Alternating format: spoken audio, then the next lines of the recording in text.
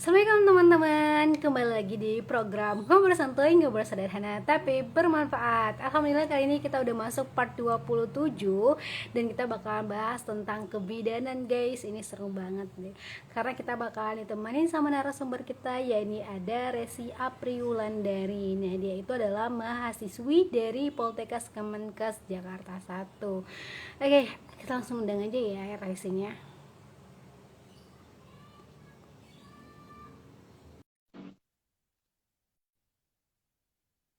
Oke, aku lagi udah Resi dulu buat kita bakalan belajar bareng sama Resi. Resi nih udah cantik banget. Hai, Assalamualaikum. Waalaikumsalam. Oke, dia apa kabar Resi? Alhamdulillah baik. Bumi gimana Alhamdulillah. kabarnya? Alhamdulillah baik. Habis temper deg-degannya. Ah, oke nih, aku mau memperkenalkan dulu narasumber kita ke part 27 ini. Jadi, narasumber kita ini namanya adalah Resi Apriulandari, guys. Nah, jadi kan tema kita kali ini adalah serunya kuliah kebidanan di Poltekkes Kemenkes Jakarta 1. Nah, kebidanan guys, dan Res itu udah punya pengalaman banyak banget.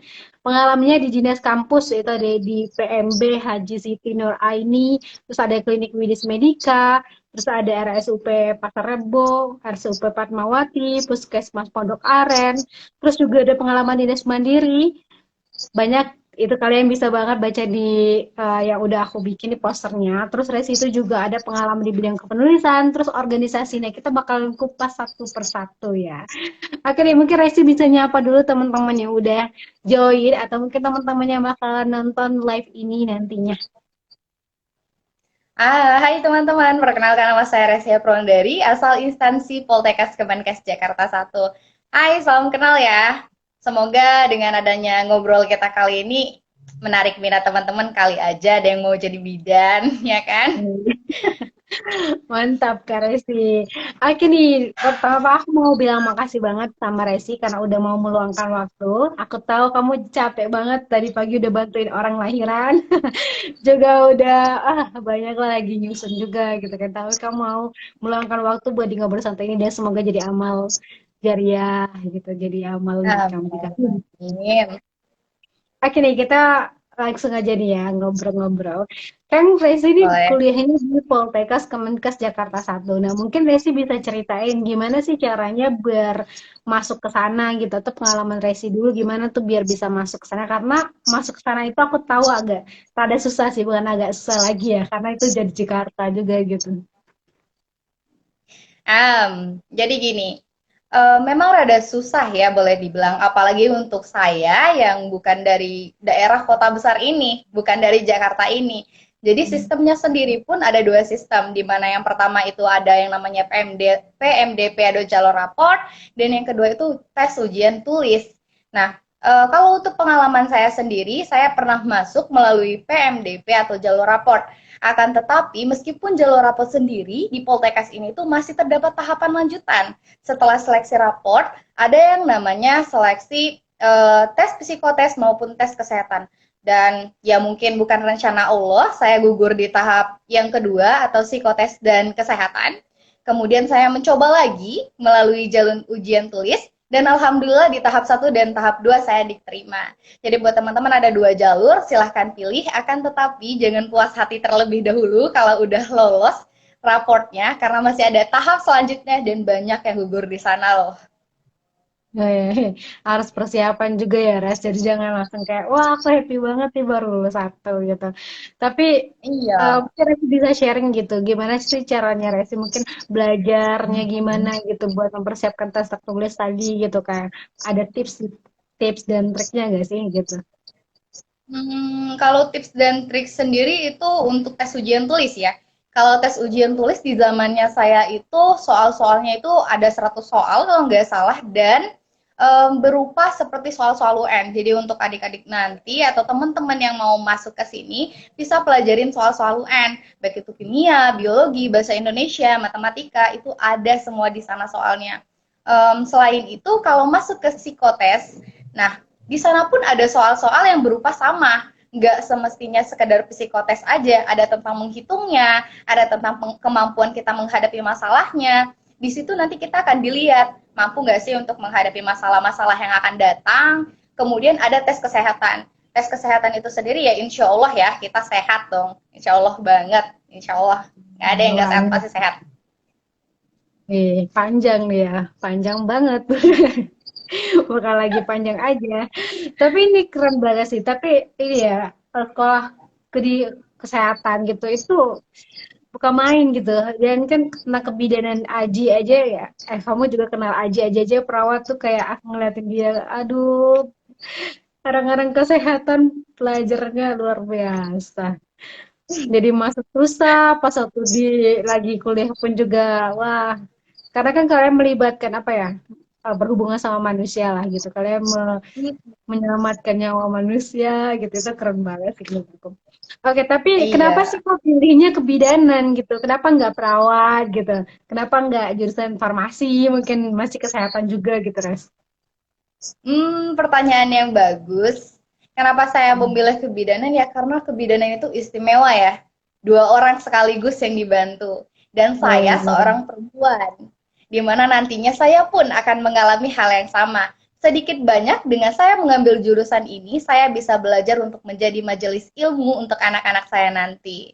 Menyiapkan bekal dan pengalaman tersendiri. Ya mungkin orang lain belum terlalu bisa untuk merawat bayi dan lain-lainnya dan mereka akan belajar pada saat awal mereka mempunyai anak. Namun ketika saya menjadi seorang bidan, saya sudah memiliki tahapan-tahapan dan target tersendiri untuk mengasuh anak saya nanti. Selain itu, menurut saya, ya profesi ini bukan sekadar tentang materi, tapi tentang hati.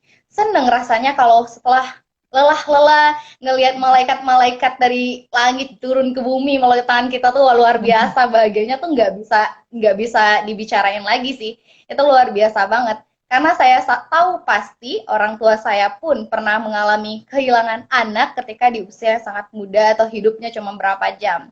Jadi menurut saya tuh kebahagiaan utama orang tua dan pasangan itu ialah hadirnya buah hati. Jadi aduh, kita seneng bakal. menjadi bagian dari kebahagiaan. Iya. Oke guys, ini nanti akan ada sesi-sesi kita belajar tentang perbidanan ya. Tapi kita belajar masih awal-awal dulu nih, dari awal masuk ke Poltekkes Kemenkes atau Jakarta 1. Nah, jadi teman-teman jangan sampai skip live Instagram ini karena ini sangat berguna buat kita, apalagi buat wanita-wanita yang nantinya akan menjadi calon ibu gitu kan. Wah, ini ada Melinda Tetri Putri ngasih love. Terima kasih. Terima kasih juga buat teman-teman yang lagi nonton. Ada Ananda Tamalia, Fadila, Mbak Nata, Melida Rita, Teguh. Wah, terima kasih ya teman-teman. Oke nih, tadi kan Resi udah jelasin ya gimana caranya daftar di Poltekkes Kemenkes Jakarta 1. Terus alasan Resi, kenapa sih milih bidan gitu? Karena dia ya, dia juga wanita, terus dia persiapan juga. Wah, kamu cocok banget nih jadinya. Kayak, seharusnya kamu jadi ketua Pikar deh kemarin. Makanya aku. Oh, mohon maaf. Cukup saya di bagian pendidikan sebaya suhu.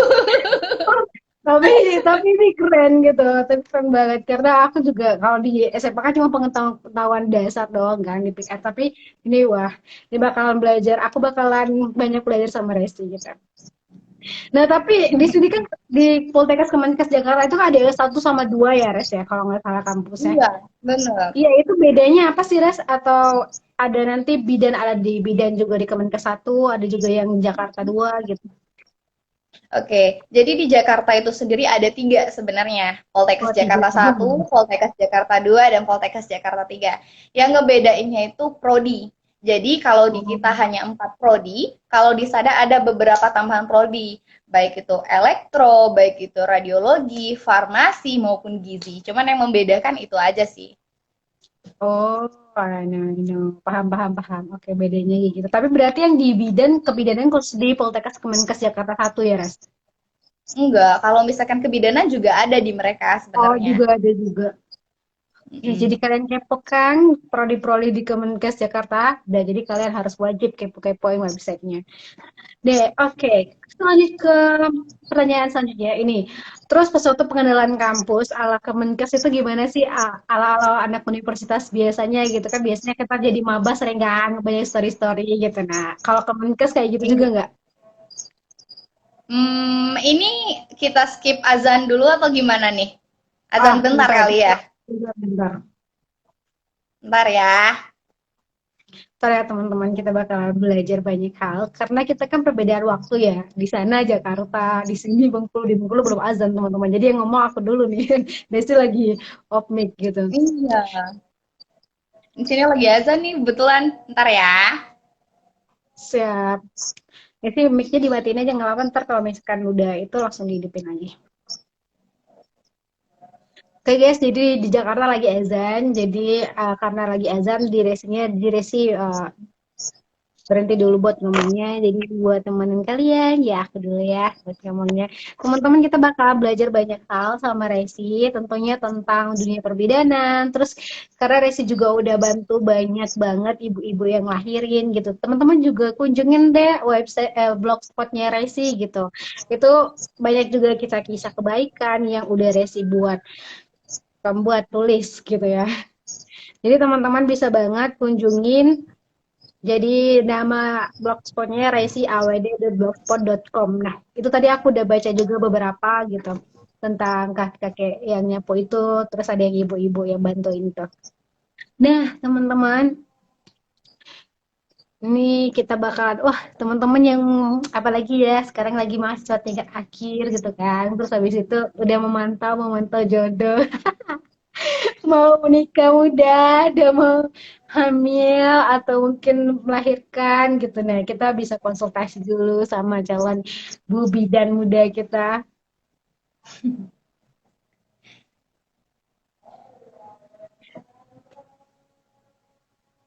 Dari kedengaran saya.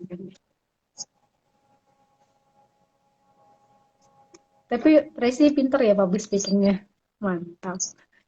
Aku langsung kayak ngerasain ya si Resi lagi sempro, aku pengujinya.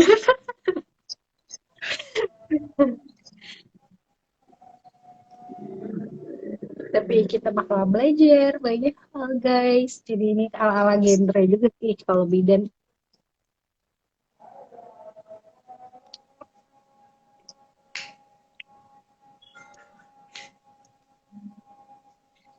Jadi sembari menunggu Resi, karena dia aku juga belum azan, Resi lagi nutup mic, aku bacain dulu ya. Ada pengalaman Resi itu di bidang kepenulisan teman-teman. Yang pertama ada penulis terbaik quotes yang diselenggarakan Lomba Literasi tahun 2019. Terus juga ada penulis terbaik quotes yang diselenggarakan Ruang Rindu tahun 2019. Terus ketiga, peserta lomba puisi nasional yang diadakan Sastra Indonesia tahun 2019.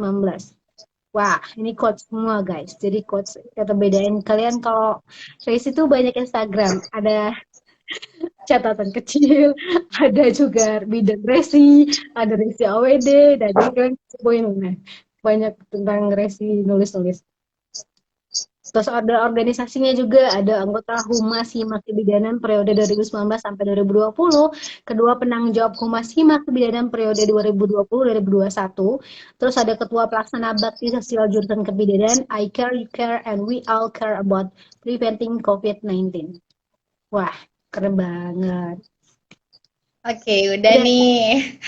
Eh. Oh, ya dong. Bahas apa nih tadi? Oh, Oke, bahas apa? tadi kita udah bahas tentang Kemenkes Jakarta 1 sama Jakarta 2, terus pengalaman. Oh iya, tadi kita mau bahas tentang kalau misalkan pengenalan kampus di Kemenkes itu sama nggak sih sama kampus-kampus di universitas biasanya gitu? Atau kalian benar-benar karena kalian kesehatan gitu, ala-alanya beda lagi gitu? Iya, jadi kalau misalkan kita sendiri itu pengenalan kampus ya tetap sama untuk kayak universitas lain, pengenalan gedung, sarana sarana, tapi uniknya di kebidanan itu sendiri ketika kita ada yang namanya awal masuk, pokoknya kalau nggak salah itu kayak dibikin per tim dan per tim itu nama sesuai dengan jurusan. Kayak misalkan ada yang abortus, ada yang lain-lain, jadi namanya sesuai dengan prodi kita, jadi unik-unik banget. Selain waktu awalnya kayak gitu, kita ada games-games kayak gitu, ada juga kita namanya itu dilatih oleh TNI sendiri. Jadi kita ada yang namanya ke Pusdikes, di Pusdikes itu kita dilatih. Jujur ya, kita juga ngerasain kayak tentara yang namanya dijemur.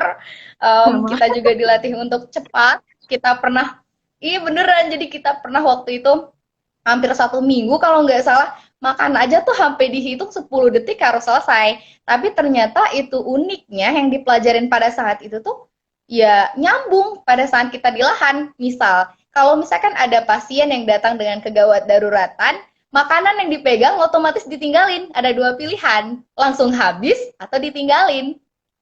Jadi itu sangat-sangat berarti sih. Iya. Paham, paham, paham. Tapi itu bener-bener ya kalau lagi makan tiba-tiba ada pasien gitu, ya udah tinggalin dulu nih. Iya, pernah soalnya. Ada pasien lagi makan mie ayam, ya udah mie-nya dikasih sama temen pasien dulu. Iyalah, nyawa orang dulu. Perut ntar Iya. tuh masuk lagi. Wah, pengalaman luar biasa. Oke nih, dia ada dari Hari semangat Resi. Terima kasih Papari. Makasih. Oke, jadi kita bakalan nanya lagi. Nah, matkul mata kuliah kalian itu berkaitan sama apa sih? Biologi, ke biologi kah? Atau nanti di semester 1 khusus untuk bayi, semester 2 khusus ibu, gitu-gitu gak sih? Terus, Kalau pelajaran kita sendiri itu ya ada tingkatannya ya. Kalau misalkan di semester awal itu masih umum. Umum biologi, kewarganegaraan, Pancasila, agama, semuanya kita masih belajar. Budaya anti korupsi pun kita belajar di trimester awal. Nah, nanti ketika naik lagi tingkatan, baru ada penambahan pengenalan bayi baru lahir, materi-materi seputar kebidanannya, naik-naik per naik tingkatan, makin memperdalam ilmu kebidanan. Tapi jujur, kebidanan cenderung ke biologi karena mempelajari sistem reproduksi khususnya perempuan.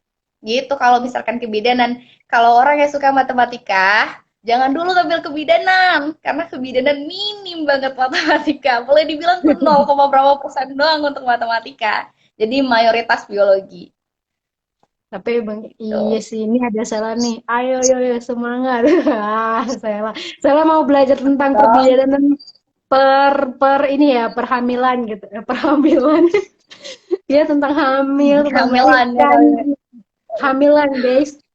Nah, gitu. Iya. Tapi itu bidan tuh emang khusus buat cewek ya, Res? Ada gak sih? Mohon maaf, aku nggak tahu sih ada yang nggak cowok. Emang khusus cewek. Hmm. Nah, kalau kebidanan itu emang khusus perempuan semua. Kalau misalkan laki-laki jatuhnya ngambil dokter spesialis obgyn atau kandungan. Kalau untuk persalinan-persalinan normal atau bidan yang emang mayoritas perempuan semua dan gak ada yang namanya laki-laki. Oh, berarti kalian kalau belajar tentang alat reproduksi wanita ya nggak canggung gitu ya, gitu. Nggak apa-apa. Enggak, udah sering. Udah kayak lumrah banget itu mah. Bener sih. Tapi di situ nih, aku jadi penasaran kalian kalau praktikal, kita kan D3. D3 berarti ada TA, teori kebanyakan juga praktik nih. Nah, kalian alat praktiknya itu gimana tuh, Res? Pakai boneka-boneka atau gimana tuh? Iya nih. Kalau misalkan praktek itu sendiri, kita ada laboratorium ya, laboratorium sendiri. Ada khusus untuk persalinan, ada khusus nifas. Nifas itu setelah persalinan, ada pula itu menjelang proses lahiran. Jadi kalau misalkan kita di lab itu, kita punya yang namanya pantom. Pantom itu yang menyerupai. Jadi, maaf, ada yang menyerupai seperti payudara untuk pemeriksaan payudara, ada yang menyerupai perut ibu hamil, ada yang benar-benar bentuk vagina atau alat reproduksi perempuan untuk kita belajar, dan bayi. Bayi pun banyak, mulai dari bayi yang kecil yang segini di dalam kandungan sampai bayi yang benar-benar udah lahir. Ada juga yang usia 9 bulan, jadi di lab itu full, udah penuh. Baik itu peralatannya, pantom-pantomnya, udah lengkap. Jadi kita di lab itu sendiri sesuai dengan mata kuliah kita. Kalau misalkan lagi kehamilan, kita gunain lab kehamilan. Kalau lagi persalinan gunain lab persalinan, kalau misalkan lagi nifas gunain lab nifas gitu. Alat kontrasepsi pun kita ada gitu. Wah, aku bayangin. Wah, seru. Tapi itu berarti bener-bener banyak ya. Terus kalian cara belajar itu gimana tuh? Dibagi-bagi kelompok lagi pas praktek atau ini boleh dipegang semua atau gimana tuh? Kan kalau alat kesehatan kan ada yang bisa pecah gitu dan itu mahal. Nah, gimana tuh kalau Wah, bidan? itu itu itu ada yang pecah yang mahal kejual ginjal satu. Waduh, Rusak satu. emang, emang berapa? Pastinya kalau bidan tuh apa-apa sih alat-alatnya gitu? pantom-pantom itu harganya mahal di asli, Wah. mahal. Tapi kalau rusak patah itu, sulit ya bun, apalagi buat saya anak kos gitu. Itu benar-benar harus hati-hati pegangnya. Ya, jadi kalau misalkan kita belajar sendiri itu untuk praktek dibagi beberapa kelompok. Ada yang namanya kelompok besar, ada kelompok kecil. Jadi kelompok besar itu kita akan dibimbing sama dosen, dijelasin kayak satu kelas. Nanti setelah kelompok besar, dijelasin materi apa pelajaran kita itu, baru dibagi per kelompok-kelompok. Per kelompok itu menuju ujian dibimbing dengan satu dosen, satu dosen. Misal per kelompok 5 orang. 5 orang itu dipegang satu dosen, dan dibagi lagi untuk hari ini kelompok siapa-siapa menggunakan lab ini, dan ini. Jadi kita nggak bentrok, nggak rebutan, dan setiap kelompok emang ada alat-alatnya yang udah disiapin sama si pen. Si pen itu apa sih? Penanggung jawab pelajaran di kita. Jadi mereka yang bertanggung jawab untuk membagi, menyiapkan peralatan-peralatan yang dibutuhkan per kelompok. Jadi nggak usah khawatir kalau misalkan mau praktek atau belajar, pasti semuanya megang kok. Megang alat-alatnya dan praktek. Keren, keren, keren, keren, keren. Berarti benar-benar ya di sana tuh benar-benar setiap orang pasti paham. Mesti dalam artian kalian tuh dibagi dalam kelompok-kelompok kecil gitu dan itu dipegang langsung sama satu dosen. Wajar sih karena kalian mau Iya. bantu orang gitu ya. Jadi kayak wah. Tapi proses kayak oke nih lab melahir. Berarti kalau lab melahirkan jadi itu ada proses pengguntingan juga, penjahitan juga itu belajar juga. Ya, benar. Jadi kita waktu itu cerita sedikit ya, Tik. Jadi kita pernah waktu itu pakai lidah sapi. Lidah sapi itu kita Hmm. belajar untuk jahit. Umpamakan jahit perineum. Jahit perineum dengan beberapa gaya. Ada yang simpul, ada yang jelujur menggunakan lidah sapi. Gitu kalau misalkan untuk ke realnya ya, ke lidah sapi benar-benar lidah sapi. Terus kita ada juga mempelajari tentang reproduksi dari tikus. Tikus atau marmut sejenis itu di lab. Nah, kita lihat alat-alatnya kita itu sama dengan manusia, rada sama untuk hewan yang berupa tikus atau marmut itu. Jadi pakai itu. Kalau untuk persalinannya sendiri kita ada sejenis pantom. Jadi pantomnya itu ibu hamil yang emang tersedia buat keluar. Jadi bayinya itu ada satu yang ngegerakin dari dalam dan yang di depannya itu untuk nolong lahirannya. Jadi step Oh, by jadi stepnya dipelajarin. Iya, sampai oh bayinya lahir. ditekan-tekan, Sampai ditekan. dijalanin. Ada satu yang ngejalanin, dia keluar, ada yang ngebantu nanganin. Hacking itu ngerobek. Kalau misalkan kan jalan lahirnya susah, otomatis kan perineum perempuan itu sedikit dirobek untuk mempermudah jalan lahir. Itu pun dipelajari pakai pantom. Nanti ada pantomnya, caranya gimana, baru digunting. Gitu kalau misalkan alatnya ya. Aku ngilu. Aduh teman-teman. Tapi itu berarti pakai yang lidah itu kamu beli beneran lidah gitu satu satu lidah. Iya, bener. Enggak, kita tuh kan bisa nih beli di pasar. Bang, beli lidah seperempat kilo, misalkan gitu. Nah, jadi satu kelompok kita tuh sepakat nih, kita lebih enak pakai lidah sapi atau ayam sih, gitu. Ada juga yang ayam, ada juga yang lidah sapi. Kebetulan kelompokku waktu itu gunain lidah sapi. Jadi pakai lidah sapi deh prakteknya. Kalau lidah ayam bukannya kecil banget ya? Enggak, bukan lidah ayam, ayam. Kalau ayam, ayam. Bagian dadanya yang banyak dagingnya itu loh. Oh, astagfirullahaladzim. Makanya aku gak yang Lidah oh ayam gitu. gimana caranya? Lidah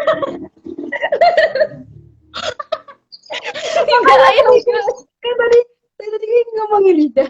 Kok beda antara lidah sapi sama beda ayam? Makanya nggak pernah lihat lidah ayam. Lidah ayam gimana ini? Kita live-nya ketawa aja. Itu beneran apa bisa bisa berarti pakai gunting itu digunting pakai gunting atau pakai pisau atau Pakai gunting. Jadi ada gunting nih, gunting yang emang khusus untuk ada gunting yang khusus untuk perineum, ada gunting khusus untuk ini apa tali pusat. Jadi kan guntingnya itu ada tersendiri. oh Jadi kita gunting pakai guntingnya buat itu, buat perineum nih anggap digunting. Ya udah kita jahit. Jahit itu namanya hacking ya. Kita jahit sendiri. Tergantung kita terus jahitnya yang mau yang mana. beli beli jahitnya disediain atau gimana tuh? Nah, dari kampus sebenarnya ada, tapi kalau yang punya sendiri dan mau bebas gunain sendiri dan ngopek-ngopek sendiri sampai habis ya bawa aja punya sendiri gitu. Mahal, mahal res. Jahitnya, apa jarumnya? Gimana ya Bun? Jujur ya, ya namanya alat kesehatan tuh boleh dibilang em, mahal ya, sedikit. Cuman ya jangan sekaligus banyak. Kalau banyak banget tuh, wow, cukup menguras ke kantong keringanku. Miskin yang ada nanti kalau langsung banyak pun Tapi itu dicicil beneran gitu. kalau jarum jahit itu kan, itu segede mana res? Segede ini, kayak jarum Ada biasa. yang 40. Enggak, bentuknya kayak gini. Uh, aku Iya, habis ini kalau langsung kayak gini, lihat deh kalau di kayak Google. gini nggak bisa ngejahitnya, Mi, karena kan daging gitu. Gimana cara ngejahit kalau jarumnya lurus? Jadi jarumnya bentuknya kayak gini, C. Untuk C kayak gini. Oh, Hmm. Nah, ukurannya itu ada yang 40 segini nih paling nih. Nih, segini. segitu. Segini Tapi doang. licin, licin nggak sih res kan lagi, maksudnya itu kan darah ya, terus jahit gitu, Hmm. licin kan? Nah, kalau itu kan kalau dipegang ya licin nih. Itu kan kita ada pakai alat. Nah, alatnya Oh, tuh ada yang klem, ada yang pinset. Iya, jadi dijepit baru kita jahit. Ditarik pakai pinset, dijepit lagi baru ditarik gitu. oh, Nggak pakai tangan kayak gitu nggak. ah, oh, berarti agak susah ya res. Maksudnya kayak Iya. pegang lagi, wah, wah. Wah, teman-teman wajib nonton ini ya, teman-teman. Wahai laki-laki. Terus, more information. Apa tuh? Kalau misalkan ngejahit di kaki atau di anggota badan, jauh lebih gampang daripada ngejahit perineum. Ya, Perineum atau alat kelamin wanita. Jauh lebih gampang ngejahit di kaki atau di tangan. Susah. Kalau di kelamin wanita itu adalah reproduksi wanita tuh susah, rada susah. Yang pertama dia licin, lembek, jadi susah untuk nariknya. Kalau di kaki itu lebih gampang. karena dia padat gitu kayaknya. Padat. Hmm. Nah, teman-teman, ini jangan kalian pikir yang negatifnya ya. Ini adalah sex education. Jadi emang kita perlu belajar-belajar tentang hal-hal seperti ini. Jadi kita nggak usah tabu. Karena kita sedang tidak membicarakan seks yang aneh-aneh gitu. Karena kita membicarakan tentang suatu hal yang emang kita persiapkan untuk diri kita. Terkhususnya untuk wanita. Dan buat yang nonton nantinya laki-laki, nah sayangilah istrimu, cintailah ibumu yang telah melahirkan kamu melahirkan anak-anakmu ya, bayangkan tadi dijahit seperti apa dari Resi tadi. Iya Tapi itu tahu harus loh. Harus asli itu Mi, itu mah harus banget. Harus sayangin istrinya, nggak tahu ya. Kalau ngelahirin itu tuh bertaruh nyawa men, sakitnya tuh nggak bisa dijelasin. lah, Duh, tapi itu mulai praktik itu dari semester berapa, Ras? dari semester 2 kayaknya ya. Karena kan kita COVID jadi kemarin dipundurin, dipadetin jadi satu gitu. Di akhir-akhir semua. Dapat semua tapi prakteknya, cuman dipadetin aja di akhir. Kalau nggak salah itu 2 atau 3 udah mulai praktek. Cuman di semester 2 itu kalau nggak salah masih pengenalan. Jadi observasi. Observasi itu misalkan di PMB nih, mereka belum PMB itu praktek bidan mandiri. Mereka belum megang pasien, cuma mereka akan survei ngeliat caranya gimana secara langsung, bukan menggunakan alat atau pantom peragaan lagi, tapi langsung ngeliat, oh caranya gini, ada nggak sih kekeliruan, ada nggak sih, bener nggak sih. Jadi di situ mereka bisa ngekaji di awal itu. Berarti nanti itu kalian misal nih ya, udah nih yang kita udah belajar tentang yang di lab gitu kan. Terus terjun nih ke lapangan. Berarti kita nanti harus mengamati terus ditulis gitu laporannya kayak gitu.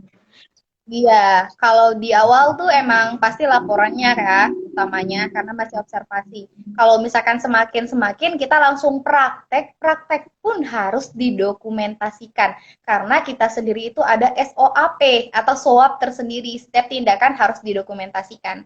Terus untuk mahasiswi kebidanan sendiri itu ada form target. Apabila target itu nggak terpenuhi, kita nggak bisa lanjut untuk penyusunan laporan akhir.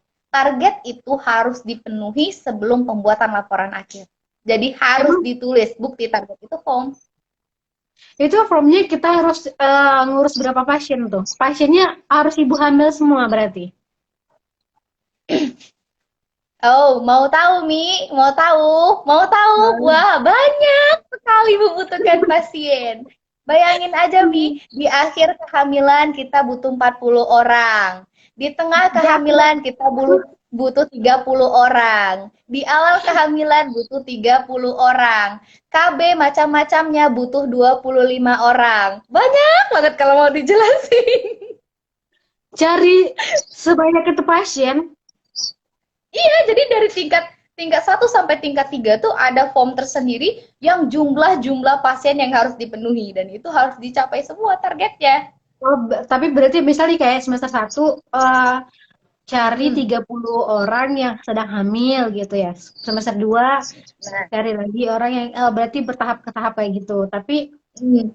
Dia gitu. tuh kayak semacam gini, dari semester 1 sampai semester akhir tuh tergantung kamu dapatnya apa di lahan, itu harus dicatat semua. Kalau misalkan kamu di semester 1 udah terpenuhi targetnya awal kehamilan 30 orang, oh berarti udah selesai yang ini, lanjut ke yang lain. Ada yang Oh, baru 555, pokoknya sebanyak itu udah harus diselesaikan dalam waktu selama kamu kuliah atau sebelum penyusunan laporan akhir. oh.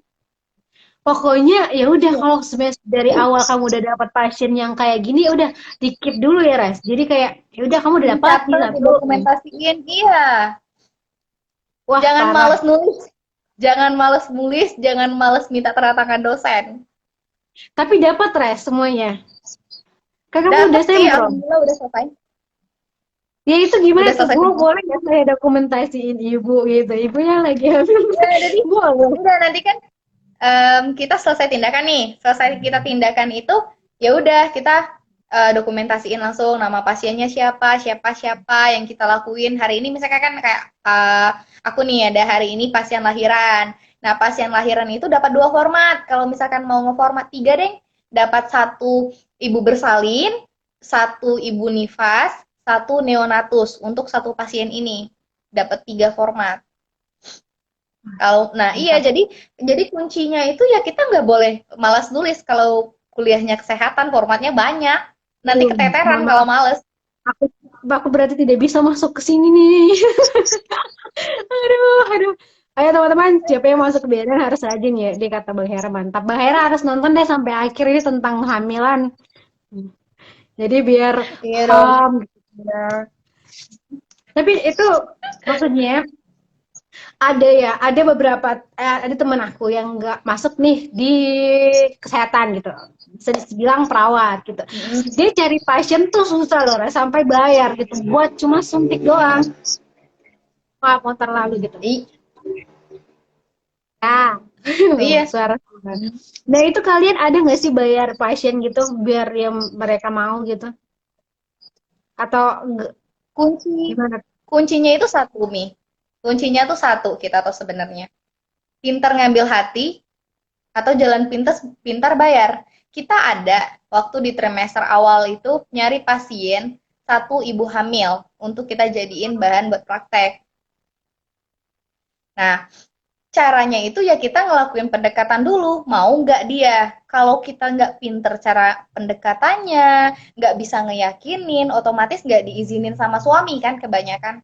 Tapi kalau Oh kita iya. mampu ngeyakinin, iya kalau kita mampu ngeyakinin pasiennya bahwa saya layak dan saya bisa, terus pasiennya percaya sama kita, nggak usah ngeluarin uang. Karena ya mereka menganggap kita tuh, ya saya percaya sama kamu. Tapi kalau nggak percaya, nggak akan ada satupun yang mau jalan pintas bayar pasti. Tapi ngeri nggak sih? Maksudnya mereka kayak, wah ini anak-anak yang belum lulus nih tuh. Bisa dibilang kayak, wah gimana sih cara kalian, apalagi buat yang awal-awal yang pertama kali, Bu, boleh nggak sih Bu, saya buat praktek kayak masih meragukan gitu kan. Itu tips dari kamu gimana tuh? Des? Nah, gini, kalau dari aku pribadi ya, jadi kan kita otomatis ngenalin dulu nih asal instansinya, nama kita siapa, prodinya apa, tingkat berapa, terus kita yakinin, Ibu tenang aja, kita di sini memang masih mahasiswa tingkat awal, tapi kita akan didampingi oleh yang memang profesional di bidang ini. Jadi untuk segala sesuatunya, insya Allah akan terjamin Bu, gitu. Selain itu ya saya sudah mempelajari materi tentang ini, ngasih edukasi kepada ibunya, ya kita sharing, kita anggap sebagai teman aja. Sebenarnya pasien itu nggak seneng ya kalau diperlakukan sebagai orang yang sakit. Jadi perlakukan pasien itu kayak orang yang teman kita, ya mereka sehat dengan cara ngasih edukasi kayak gitu. Kayak ngerasa ya, kalau menurut saya pribadi, ketika sakit diperlakukan bener-bener kayak orang sakit itu tertekan. Tapi ketika kita enjoy, kita ngasih support sama mereka, mereka seneng. Dan itu bakalan sembuh. Sebenarnya dukungan obat semahal apapun, kalau mindset pasien itu aku nggak akan sembuh, nggak akan sembuh. Ketika obat dan mindsetnya itu bagus, ya pasti sembuh pasiennya. Wah, itu wah parah sih. Tapi pertama kali bantu orang lahirin kapan, Res? Sebenarnya kalau misalkan bantu macam-macam ya, tapi kalau misalkan emang kita nanganin dari awalnya itu di akhir-akhir ini, kayak misalkan udah di semester 5 atau 6, itu benar-benar dilepas. Kalau misalkan kamu mau nolong dari awal sampai akhir, boleh, cuman didampingin aja. Kalau misalkan Oh, awal-awalnya paling kita ngebantu buat plasentanya, ngebantu buat stenen atau nahan kepala bayinya, atau bagian bayinya aja gitu. Kalau misalkan oh, sekarang udah boleh kamu mau gitu. berarti kalau melahirkan itu bukan cuma ada bidan gitu ya, ada orang lain gitu ya. Maksudnya bidan yang di bawahnya gitu, ada juga yang neken perut kayak gitu, Res. Sekarang itu harus dua. Prosedurnya harus dua. Oh, Ada yang nanganin ibu, ada yang nanganin bayi. Karena dua orang itu harus sama-sama cepat. Nggak boleh lambat penanganannya. Apalagi yang ada bermasalah kayak bayinya nggak langsung bernafas. Itu otomatis bayinya harus kita buat supaya bernafas, harus buat nangis. Biar dia sakit, nggak ada permasalahan di bagian pernafasan. Nah, sedangkan ibu baru lahiran ada dua kemungkinan, perdarahan normal, perdarahan hebat. Harus cepat juga penanganan. Jadi nggak bisa kalau misalkan benar-benar dilakukan sendirian. Bagusnya ya dua, tiga, emang benar-benar kayak gitu. Jadi ada megang bayi, ada yang megang ibu. Jadi dua-duanya ketolong. hmm. Wah, pantasnya Hmm. kalau orang melahirkan itu harus diperhatikan teman-teman, bukan cuman aduh, ekonomi juga harus diperhatikan ya, Bu. Pantas agak mahal ya, ternyata beberapa orang yang membantu ya. Ingat ya, kesehatan tuh bukan sekadar masalah uang. Kalau kamu nyiapin uang doang tapi nggak nyiapin kesehatan dan ancang-ancang, Wah. ya uang nggak bakalan bisa beli kondisi-kondisi hacking ataupun nyawa. Jadi harus disiapin semuanya. Tapi ini keren sih. Tapi kamu pernah yang bagian mana tuh, Res? Bagian yang di nekan-nekan perut pernah. Berarti kan itu yang di awal-awal gitu kan. Yang bagian buat ngambil kepala bayinya itu pernah. Udah, udah, Aduh, udah, gimana udah. rasanya, Res? Selama kuliah udah pernah bantu lahiran, ngeluarin plasenta, ngejahit perineum, udah pernah. Ngejahit kaki orang pun udah pernah. Kenapa kok Udah kaki pernah. orang dijahit? Tiba-tiba masuk Itu kan klinik gitu. eh, enggak, itu kan ada di UGD. Terus anak-anak sebenarnya jujur ya, ini wewenangnya perawat. Cuman kan kita sebagai mahasiswi diberi kesempatan juga dari pemerintah juga kan buat belajar menggali ilmu. Tapi harus catatan didampingin dokter sama perawatnya. Nah, kebetulan Ya, waktu itu yang aku bilang nih, lagi makan mie ayam, tiba-tiba ada orang penuh darah-darah. Mana jujur ya, anak kesehatan tuh meskipun kita anak kesehatan ada yang lumayan takut darah loh, nggak bisa terlalu lama ngeliat darah. Jadi ya udah, ada pasien, aku lagi makan, tinggalin mie-nya, terus dokternya bilang, kamu mau? Mau, aku bilang ya udah, dijahit. Lumayan 8 jahitan dapatnya di kaki. aduh, aduh, aku aja ketusuk jarum pentul sakit. Gimana itu? Tapi itu janji itu dibius dulu nggak sih? Nih, kalau yang di kaki kemarin dibius, yang anak-anak itu. Tapi setiap ibu hamil atau ibu yang bersalin sekarang bagusnya nggak dibius. Kenapa? Kalau misalkan dibius akan menyebabkan sedikit pembengkakan di vaginanya atau di area perineumnya. Kalau misalkan enggak kita lakukan pembiusan, itu akan lebih cepat kering dan lebih cepat penyembuhannya. Terus Tapi tidak sakit. mengganggu hormon untuk ASI. Sakitnya, Mi, kan tadi udah di awal aku bilang jangan pernah membayangkan sakitnya. Karena saya sendiri nih, meskipun calon bidan, belum bisa membayangkan sakitnya gimana. Meskipun sering, Aduh, ibu tarik nafas, ibu gini, doh, tetap sakitnya tuh luar Kak, biasa. kamu menjahit orang, tapi kamu nggak. Aduh, sakit lama. Aku udah, tapi aku bener-bener ya, aku pertama kali nonton video tentang orang melahirkan itu adalah SMA kelas 1. Aku nggak sengaja, jadi Hmm? pas di notebook aku itu kayak ada nih kumpulnya video Islamik gitu kan, pas aku lihat aku nonton gitu, pas aku klik lah kenapa video melahirkan, terus aku nonton itu ya res, benar-benar habis itu aku nangis nangis nangis nangis nangis ya, benar-benar aku kayak oh ternyata sakit banget baru nonton video loh. Jadi itu tadi dua juga tuh yang normal sama sesar itu benar-benar aku nonton terus pertama kali waktu SMA kelas 1. Waktu itu aku mau minta beli gitar yang sama ibu aku, sangkain ibu aku tuh nangis karena gitar res. Jadi pas aku Lalu, keluar aku minta maaf tuh, minta maaf ya banget sama ibu aku, bu maaf maaf banget. Kata, kenapa kan ibu, iya aku baru nonton ini gitu.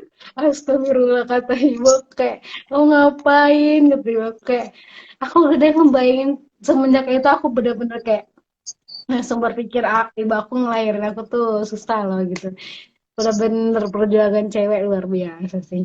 Aku aja baru nonton video tuh Bang. aja kayak udah nangis nangis banget. Kamu pas waktu pertama kali ngeliat atau kamu bantuin orang lahirin gitu, kamu nggak nangis juga res? Pertama kali orang ngelahirin tuh, aduh, itu kan robek ya, Tik. Ada yang robek alami, ada yang dirobekin kan, kayak kayak maaf ya, astagfirullahalazim. Dalam hati tuh kayak astagfirullahalazim itu sampai robek loh. Kayak mikir pertama tuh, itu tuh benda sekecil itu bisa mekar ngeluarin bayi segede itu tuh. It's Gimana? Iya amazing, sampai man. Itu kayak kembali ya ya. Allah, itu kayak astaga, di luar logika. Itu yang pertama, kuasa Allah banget ya, sampai sekecil itu sampai besar ngeluarin kepala bayi loh. Itu yang pertama ya aku mikirnya, sampai sekarang tuh kayak kuasa banget, asli kuasa banget, kok bisa itu. Terus kayak darah tuh banyak, kayak bener-bener kayak aduh, di luar ekspektasi pokoknya, kayak ya Allah, banyak banget yang dipelajarin di awal-awal tuh. Dan jujur ya, aku sebelum masuk ke bidanan nih, Antik, takut banget yang namanya megang bayi baru lahir. Nggak pernah aku mau megang bayi baru lahir. Cium pun aku nggak mau, nggak pernah. Sebelum masuk ke bidanan, saking takutnya. Tapi setelah masuk ke bidanan, ya Allah, ketagihan. Iya, aku juga kalau baru bayi-bayi baru lahir tuh kayak masih lembut banget tahu kayak aduh masih lembut banget. Dia kan bener-bener nih masih lembut banget tuh. Tapi itu bener-bener ya aku kayak ngebayangin. Aduh, aku ya apalagi yang sesar, Des. Aduh, aku bulus banget tuh nonton ya. Aduh, kamu belajar sesar juga gak sih, Seres, bidan itu? Selain normal kayak gitu, belajar juga tentang persesaran gitu. Kenapa? Melahirkan secara sesar gitu. Belajar juga pas Oh, di kuliah. kalau misalkan sesar itu ya, itu wewenangnya dokter spesialis obgyn. Jadi Oh, kita bagian, kalau misalkan normal-normal ke bidan nih. Kalau untuk kegawat daruratan sampai di operasi itu pasti ke dokter spesialis obgyn. Karena kan dokter spesialis obgyn itu kebanyakan di rumah sakit, di instansi yang emang bener-bener lengkap. Dan mereka tuh mempelajari secara menyeluruh tentang kandungan. Jadi harus tahapan-tahapannya tuh mereka mempelajari secara menyeluruh. Jadi untuk operasi sesar keseluruhan dipelajari oleh dokter spesialis obgyn atau kandungan. oke. Karena dia maksudnya Mm-mm. di perut gitu ya, jadi dia bisa ya sarafnya berhubung kemana-mana gitu. Tapi aku pernah nonton tentang operasi sesar. Itu, aduh, ngeri banget sumpah. Jadi kalau teman-teman ngelihat operasi sesar ya Allah, itu tuh bukan cuma satu kali sahid, tapi satu, Iya, dua, tiga, terus ditarik, iya. terus kayak, aduh, aduh aku bener-bener kayak, terus tangannya dimasukin lagi di dalam perut, bener-bener kayak, aduh mules banget nih jadi cewek. Tuh guys, kalian harus menyayangi istri kalian dengan Setuju. sangat. Makanya ya harus cinta ibu. Nah, 3 kali baru ayah. Tuh, Mm-mm. karena yang Setuju sih, sudah harus pokoknya. Oh ya, Tik, di luar sedikit pembahasan masalah public speaking, jujur ya, aku pertama kali sadar bahwa aku lumayan bisa ya di public speaking ketika kita masuk PIKR. oh, Berkat apa Ibu tuh? Revi. Bener. Heeh. Karena kan waktu itu sempat ditawarin Ibu Revi kan untuk nyalonin diri buat jadi itu duta apa sih? Duta apa kemarin kita, atau duta atau siapa? Duta genre kan, kebetulan aku di bagian pendidikan sebaya kemarin. Kata Bu Revi, coba aja res, itu aku inget banget. Tapi gimana ya, itu kan harus tulis menulis, ngebikin apa kemarin ini kayak, Bu, nggak dulu ya, padahal udah sering tuh ditanya nama ibu waktu itu, cuman nggak nyela, nyelah lagi kan dari bahasa campur nih. Pada akhirnya kan Tika sama siapa kemarin yang ngewakilin kalau nggak salah jadinya Tika. Banyak tau kemarin tuh aku terus Latifa Hmm. gitu gitu. Tapi em, tapi bagus pikirnya sih bagus. Aku yang karena pas waktu kita main ke TK itu Reska yang paling tampil Heeh. role play itu kan Resi yang bikin kayak sama Pak Alat sama teman-teman. Oh iya gimana gini gitu. Jadi kayak aku ingat banget kalau kamu yang tampil di panggung. Aku kan cuma ngawasin. Aku lihat di depan panggung tuh Resi sama teman-teman doang. Parah nih otak-otak mereka kreatif sekali. Nah itu kan iya itu sebenarnya diajung karena sama orang daerahku jadi mau bahasa daerahku ini. Jadi kan waktu Iya, itu Bu Devi atau Bu siapa sih namanya lupa. Resi.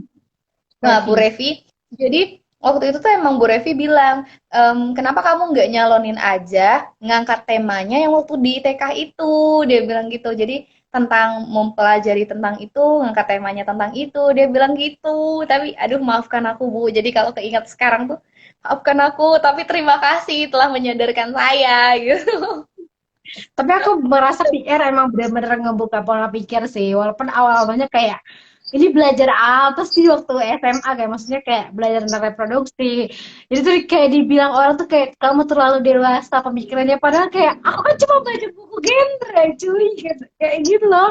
Kan di buku genre tuh juga pengetahuannya tentang SMA gitu kan.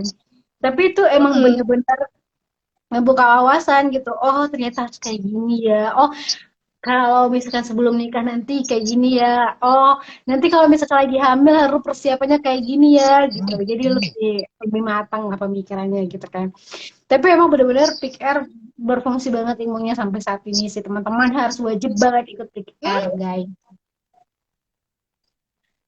Harus nyobain soalnya sejalur juga dengan kesehatan-kesehatan kalau misalkan teman-teman mau masuk. Asli PIKR tuh sangat membantu ya, Tik. Aku waktu itu kan kebetulan di pendidik sebaya tuh aku kayak lebih ngerti gitu loh. Orang tuh gimana, harus pendekatan sama orang tuh gimana, mahamin hatinya dia tuh gimana. Kayak kita tahu nih orang sedih tuh harus bersikap gimana. Itu basicnya aku pelajarin tuh di PIKR sih, asli. Oh ya, apalagi kalian pasien ya. Jadi kalian harus ramah-ramah banget tuh.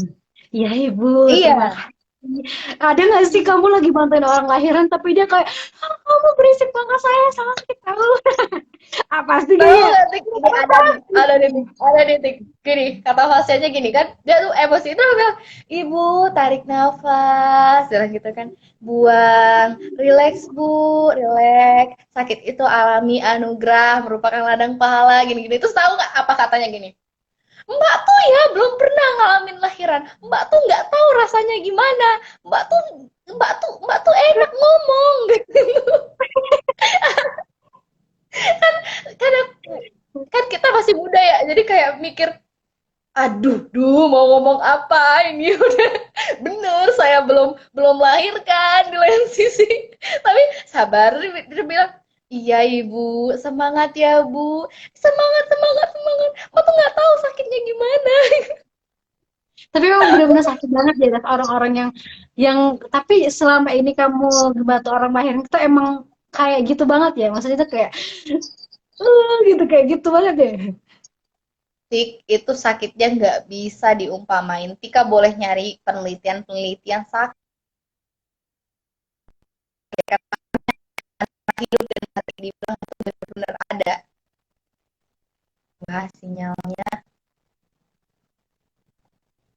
Wah, sinyal aku atau sinyal kamu nih. Aduh, sinyalnya. Ras, kedengaran nggak? Ya, sinyalnya error guys. Padahal kita lagi seru-serunya ngobrol. Jadi Resi tadi ngejelasin, tapi di aku ini Res nggak ada ini sinyalnya. Atau sinyal aku ya?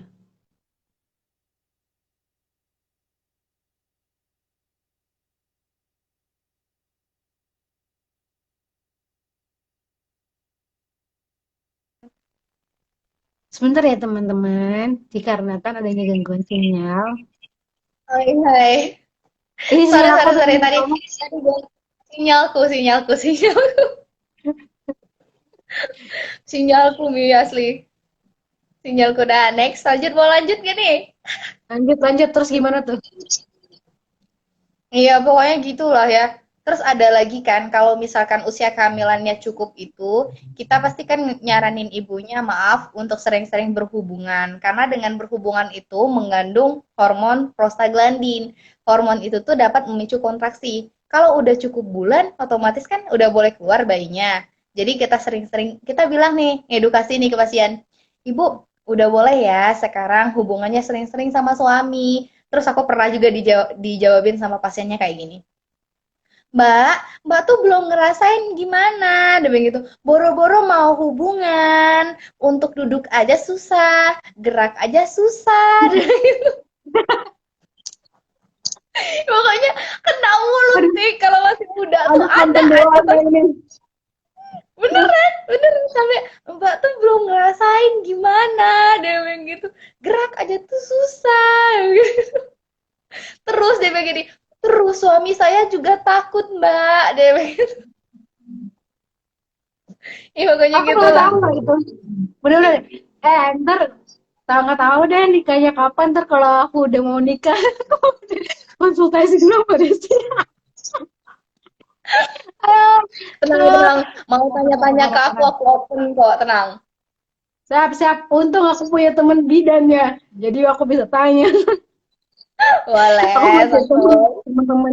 Iya nggak ada lagi lah. Wah parah nih. Yang ini aku baru tahu nih informasi yang ini. Serius.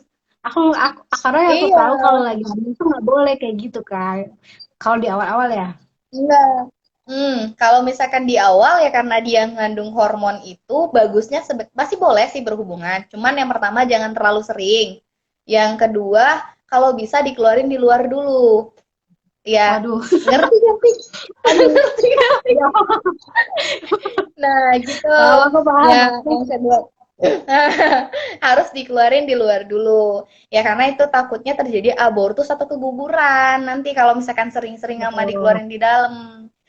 Nah, kalau misalkan kehamilan pertengahan, takutnya nanti prematur, paru-parunya belum berkembang, janinnya belum terlalu terbentuk, lahir duluan. Kalau terlalu sering, dipus banget dan dikeluarin di dalam, itu takutnya gitu. Tapi kalau udah di akhir, bulannya udah cukup, atau udah 37 minggu ke atas, gas, mau 3 kali sehari, kalau kuat nggak apa-apa, udah waktu lahiran. Ada aku masih kecil nih. Aku masih kecil, aku belum bisa mendengar ini. Ayo, di. Astagfirullahaladzim. Ini Guys, edukasi ini loh. ternyata anak kebidanan belajar ini, guys. Aduh, karena harus punya istri anak kebidanan deh. Dia paham, Kalau kata Bo. temenku guntik, cantik-cantik, sayang ditinggalin. Duh, Aduh, aduh, sayang nih. Sayang banget nih siapa sih yang ninggalin dia? Sayang banget nih kehilangan anak kebidanan. Parah banget. skip, skip, Parah. skip, skip. Skip, skip, skip. Anda menyesal kehilangan dia. Oh, bilangin terus gitu. Oh. Calon calon ibu bidan nih gitu kan. Senggol dong. Ya, Aduh, aduh, aduh, ini aduh. ini seru banget sih pembahasannya. Aduh, pembahasan kita emang bener-bener. Habis ini aku mau ngajak temen aku di bidang apa lagi nih. Aku bener-bener dia belajar banyak hal nih sama kalian. Tapi kaget gak sih Res belajar tentang kayak gitu tuh? Wow, Jadi itu awalnya sih gini, itu gini, gitu. Kayak gitulah. Kayak kalau kita kan kayak gitu, geng. kalau awalnya kayak ya ampun di layar monitor tuh bener-bener nggak no sensor loh tik. Oh, astagfirullah. Ini ya udah jangan dibilang. Bener-bener ya berarti bidan itu Ih bener-bener beneran kayak gitu. asli di awal tuh beneran kayak, duh untung punya sendiri ya yang dilihat. Jadi kayak ya heran iya, campur aduk tapi mewajarkan iya karena ini profesinya kebidanan gitu. Awalnya kayak Ya Allah, sampai sedetail itu dipelajarin alat reproduksi khususnya wanita gitu. Kayak di layar monitor. Tapi jujur aku awal ngelihat gambar darah-darah di kemaluan cewek di alat reproduksi cewek itu kayak masih shock sih. Kayak ya Allah sampai kayak gitu loh lahiran. Kayak serem deh. Kalau awalnya ya, Tapi serem iya, asli. tapi sih menurut aku cewek itu benar-benar pengorbanannya tuh harus benar-benar diapresiasi sih. Karena kenapa? Karena pertama apa ya? Yang aku tahu kita yang awalnya itu adalah menstruasi setiap bulan nih. Ketika menikah, hamil gitu. Terus kita pakai obat KB gitu kan. Kalau pakai KB kita udah nggak bisa lagi kayak menstruasi setiap bulan gitu. Dan itu yang benar-benar kayak kakak-kakak sepupu aku misal ngerasain kayak aduh kayak nggak enak ya nggak menstruasi karena udah bertahun-tahun tuh menstruasi tiba-tiba kayak pakai kontrasepsi nggak menstruasi gitu kan. Terus kalau buat cewek kontrasepsinya juga banyak macam, ada yang disuntik tiap bulan, harus ada juga minum pil Hmm. KB tiap hari, ada juga yang pakai apa hasil suk apa yang di sini kan, terus yang di Oh, sini, terus implan. juga ada IUD gitu kan. Jadi benar-benar sih, Iya, jadi cewek kalau belum siap mental kayaknya jangan dulu nikah deh, serius. Bener gak sih, Res? Harus siap mental dan jadi bener. jangan sampai menikah itu cuman kayak cinta-cinta doang gitu. Kalian belum tahu kedepannya kalian akan menghadapi apa gitu. Jadi harus dipelajarin juga sih harus yang kayak gini nih harus dikasih tahu sama cewek-cewek gitu. Kalian tuh harus ngadepin Bener. ini. Gitu. Bener. Benar-benar. Faktor utama menurutku ya sebelum melanjut ke jenjang serius itu mental. Utama pasti mental. Karena kenapa? Setelah lahiran pun ada yang namanya baby blues, ada yang namanya depresi postpartum, ada yang namanya psikopostpartum. Ketika wanita itu depresi dan stres. Bahkan bisa sampai mau bunuh diri ataupun bunuh anaknya sendiri. Jadi yang pertama kalau mau menikah siapin mental. Kenapa lagi-lagi ada juga maaf yang kurang ekonomi, kemudian dia nggak bisa melakukan pemeriksaan ataupun apapun itu, dia akan terganggu lagi secara mental. Ibunya akan stres, akan berdampak lagi ke bayinya. Jadi faktor utama itu sebenarnya bukan utama-utama banget tuh materi itu bukan. Mental. Mental gitu yang pertama. Males banget Mental. banget Karena sih. banyak kemungkinan yang akan dihadapi. Apalagi ya dia maksudnya cewek tuh bener-bener deh kalau kalau misalkan kalian wahai laki-laki hanya mencintai wanita dari fisik mohon maaf dari batin ya karena cewek itu akan berubah yang bawah berubah yang atas berubah yang tengah berubah gitu karena kenapa ya Bener. kalau kata ibu Bener. Repi bayangin bayangin nih kak perut gitu kan perut yang datar kamu hamil ketarik bayangin tuh kamu menarik plastik gimana ada stretch mat gitu kan bayangin tuh nggak susah buat ngilanginnya gitu jadi jangan pernah berpikir bahwa kamu mencintai perempuan cuma hanya karena listrik no. Hmm. Harus dari hati Bener sih menurut sih. aku. Bener banget. Hamil itu banyak kemungkinan. Muka bisa timbul hitam-hitam atau jerawat Iya karena faktor hormon. Satu, perut otomatis ada yang nggak sama sekali dan elastis. Ada yang nggak elastis sampai pecah-pecah. Ada yang warna hitam, ada yang warna putih. Terus bagian bawah, iya kalau nggak robek. Robek dijahit jelek, maaf. Jadi jangan pernah karena fisik. Semuanya akan berubah. Benar, cintai karena ya emang bener-bener kamu cinta gitu. tapi itu bener-bener aku dari pikiran itu aku bener-bener kayak pokoknya kalau aku ketemu temen cowok segala macam, bisa aku masih kadang-kadang masih nyebarin virus-virus genre gitu kan. Jadi kayak kamu tuh nggak bisa mandang cewek itu dari fisik doang karena cewek itu bakalan berubah kayak ini kayak gini kayak gini. Toh dia habis melahirkan pun dia harus menyusui selama 2 tahun. Berapa 2 tahunnya ya? 2 tahun kan harus hasil Hmm, loh itu tahun dan otomatis itu bagian itunya juga akan berubah gitu dan ada juga cewek yang habis melahirkan itu menggemuk gitu kan ada juga cewek yang kurus dan itu benar-benar peran sosok cowok itu benar-benar harus peduli banget sih sama ceweknya wajib wajib banget. Jadi Iya, sebelum nikah kayaknya bang. harus beliin buku-buku tentang kayak gini dulu deh, biar edukasinya nyangkut. Tapi Bener-bener. jujur, kalau misalkan lagi dapet suami-suami yang wow, romantis dan kocak, rasanya tuh dalam hati itu berkata, ya Allah saya pengen nikah muda. Ketika dapet yang nggak bertanggung jawab, maaf, kayak punya pasien married by accident, Oh, iya. ditinggalin begitu aja, otak langsung memberi sinyal, ya Allah aku nggak mau nikah muda. Jadi ada dua yang memberontak kalau lagi dapat, pernah nih dapat pasien, dia bilang, Oh, suaminya bilang gini, semangat ya sayangku, semangat ya cintaku, semangat oh, ya hatiku waduh. gitu, semangat ya, kayak jadi dalam hati itu berkata, gue mau nikah mana nih. Kalau lagi dapet yang sweet banget, yang kocak, istrinya sakit pun masih bisa ngajak istrinya ketawa, ketawa-ketawa, kita semua ketawa juga, kayak mana nih cowok, mana nih gue pengen nikah.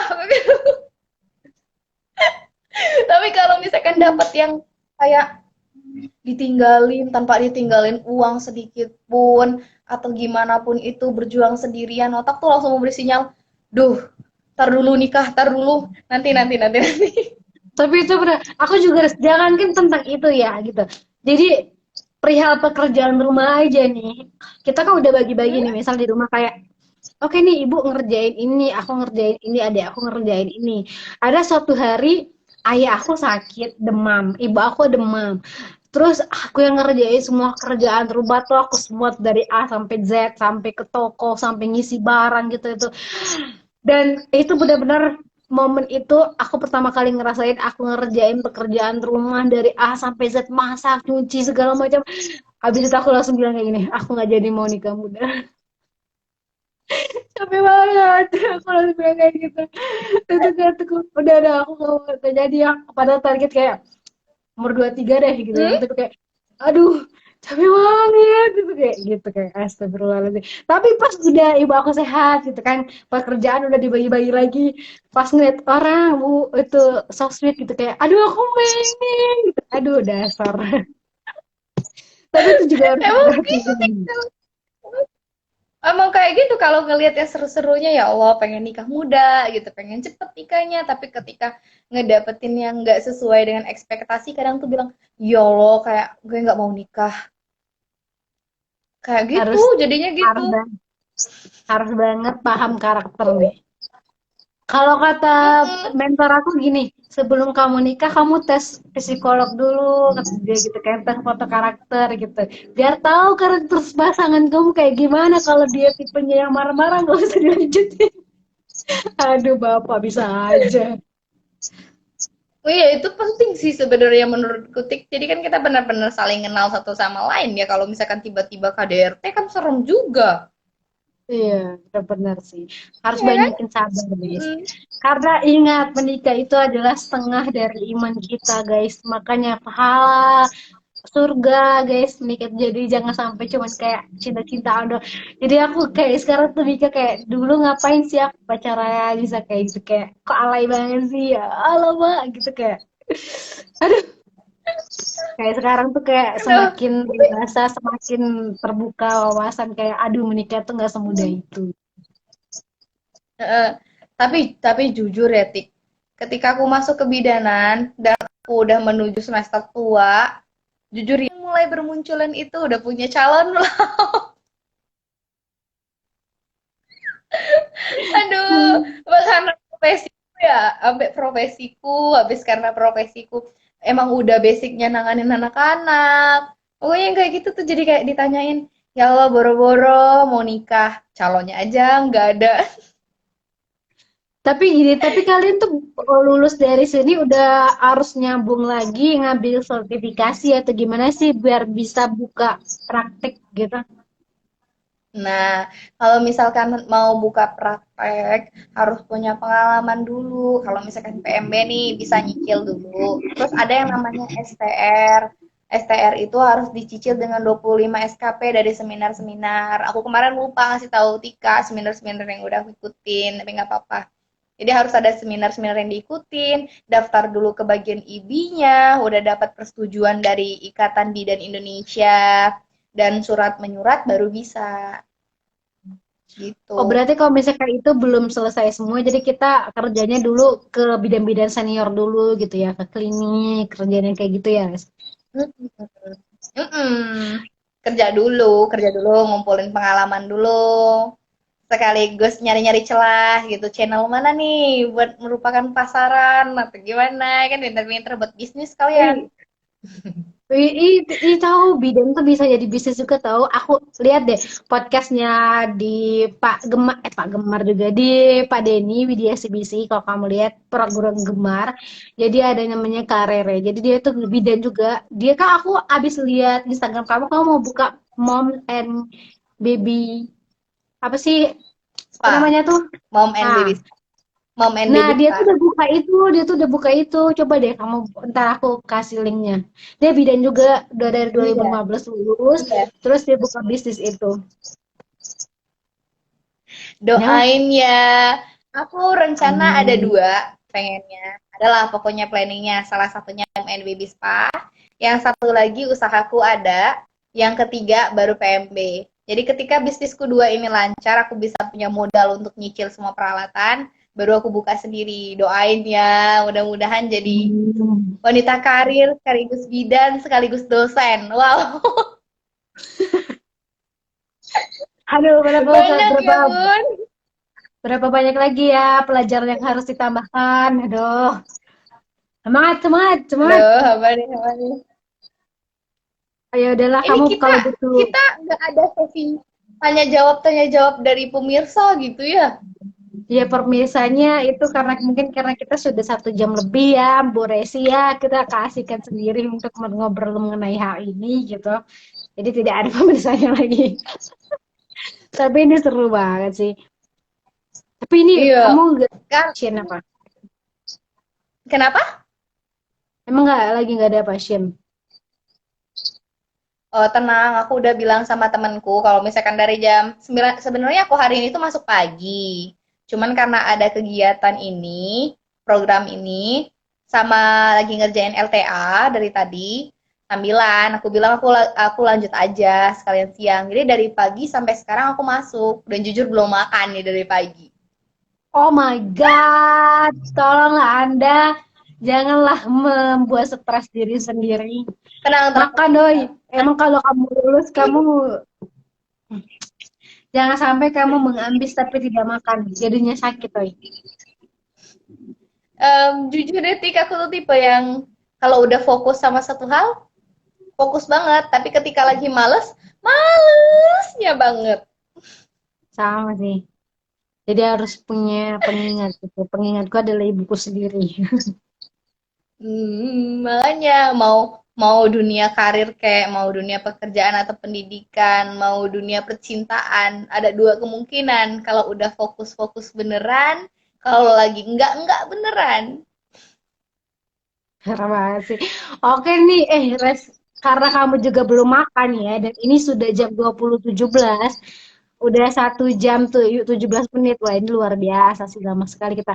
Teman-teman, jadi banyak banget yang udah Resi tadi jelasin, mulai dari masuk ke Poltekkes Kemenkes Jakarta 1, pengalaman praktik sama kegiatan di kuliah, terus kegiatan lapangan, terus kerjaannya cari passion, sampai banyak banget kayak gitu guys. Sampai pengalaman Resi buat ngelahirin juga, bantu ngelahirin ibu-ibu gitu. Dari itu kita juga bahas, pokoknya kita ada stake education lah di bagian ngobrol santai part 27 ini, dan semoga bermanfaat. Kita nggak ada maksudan untuk memberikan suatu informasi negatif dan lain sebagainya. Kita benar-benar murni mau ngajak teman-teman buat lebih apa ya, tertarik lagi buat baca-baca tentang hal ini. Jadi kalau misalkan teman-teman mau menikah atau teman-teman mau mempersiapkan hal-hal yang lebih serius lagi, teman-teman harus lebih matang mentalnya utamanya gitu. Dan mungkin buat Resi ada closing statement buat teman-teman yang udah nonton, lagi nonton atau mungkin yang bakal nonton nantinya. Sebelumnya sih aku mau ucapin kepada teman-teman tuh makasih banget karena udah nonton live kita berdua dapat memberikan manfaat. Terima kasih juga kepada Ibu Tika kita yang telah memberi kepercayaan kepada saya untuk ngobrol santuy pada malam ini meskipun kadang rada memperdebatkan masalah waktu. Masalah waktu pokoknya. Dan untuk semua wanita, kamu itu cantik. Dan untuk semua wanita lagi, normal ataupun sesarnya sebuah persalinan, kamu tetap istimewa. Dan untuk para lelaki, dimanapun kamu berada, hargailah wanita kamu, istimewakanlah wanitamu, karena tanpa dia tidak akan pernah ada yang namanya laki-laki ataupun kehidupan di dunia ini. Wanita itu istimewa dan dia layak untuk diratukan. Ya, itu kan ya. Terima kasih. Iya Terima kasih, dong. Resi. Terima kasih banyak ilmunya, udah luar biasa. Apalagi buat aku yang mendengarkan kamu dari awal. Aku harus siap-siap. Apalagi udah mau lulus ya. Tapi aku belum siap sih sebenarnya. Mohon maaf, aku harus belajar lagi gitu. Dan terima kasih Resi buat seluruh ilmu malam ini. Dan semoga aku bisa Iya lebih dong. prepare lagi untuk persiapan-persiapan mengenai hal-hal seperti ini. Teman-teman jangan lupa buat nonton ulang video ini. Wajib banget ya. Dares, aku mau bilang terima kasih ya, Res. Terima kasih teman-teman. Jangan lupa makan. Bye. Terima kasih, Tika. Terima Siap. kasih, Resi. Siap. Terima Oke, dadah. kasih. Assalamualaikum. Dah. Oke, guys. Jadi aku udah ngobrol sampai per 27 bareng Resi. Kalau misalnya kalian nonton dari awal, tadi itu benar-benar ilmu pengetahuan yang mahal banget sih menurut aku. Aku benar-benar belajar banyak hal dari Resi tadi, sumpah. Aku baru tahu kalau tentang kebidanan tuh benar-benar spesifik itu dan karena aku belajar sama Resi itu di PKR gitu kan. Jadi kita emang pengetahuannya itu sebatas di pengetahuan SMA aja lah gitu. Pas ngobrol sama Resi, aku lebih harus membangun awareness aku tentang hal-hal seperti ini gitu ya. Jadi teman-teman jangan lupa untuk mempersiapkan diri untuk tahapan selanjutnya ya teman-teman, bahwa teman-teman tuh bukan bukan cuma tentang cinta-cintaan aja tapi harus siap mental juga. Pokoknya apa yang udah kita sampaikan hari ini malam ini itu untuk memberikan edukasi dan informasi kepada teman-teman, semoga bermanfaat. Tapi sekali ada yang kurangnya, ada yang salah kata atau menyinggung pihak lain gitu ataupun menyinggung beberapa orang, kita tidak ada maksud hal seperti itu dan ini benar-benar murni untuk memberikan informasi. Jadi teman-teman, aku tutup ya. Wassalamualaikum warahmatullahi wabarakatuh. Sampai jumpa di ngobrol satu P28. Bye bye. Assalamualaikum.